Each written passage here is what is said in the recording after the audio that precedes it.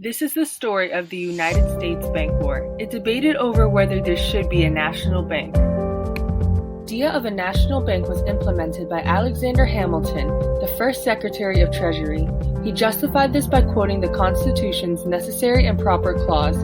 However, Thomas Jefferson disagreed with this and considered it an unconstitutional expansion of federal power. The purpose of the bank was to deposit government funds. The bank would also lend money towards industrial, commercial, and agricultural improvements. The money was used to pay national debt accumulated from the war. The National Bank was retired in 1811. After the War of 1812, debt was once again accumulated. President Madison passed the Second Bank of the United States in 1816. In 1819, the McCulloch v. Maryland case determined that states could not go against federal law. Above all else, it determined that the bank was considered constitutional. Citizens agreed with Jefferson that the bank was unconstitutional. He believed that banks introduced instability by encouraging private banks to take greater risks. This was possible because the national bank was responsible for all federal funds.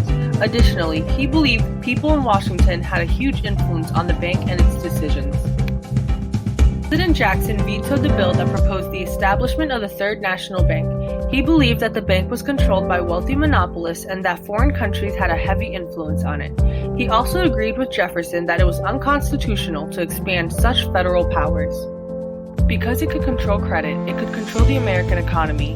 Jackson saw this as a threat because people who did not hold official positions had the power to control the economy and no branch of government was able to stop them. Additionally, it went against his democratic values that power should not be in concentrated groups. He also disliked that banks were funding new businesses called corporations. Those that were opposed to his opinion argued that corporations were keeping the paper money value. However, Jackson was a hard money person who believed in only using gold and silver currency. Henry Clay was one of Jackson's biggest opponents. He ran against him during the presidential election. Clay was Secretary of State, Speaker of the House, and Kentucky House of Representatives.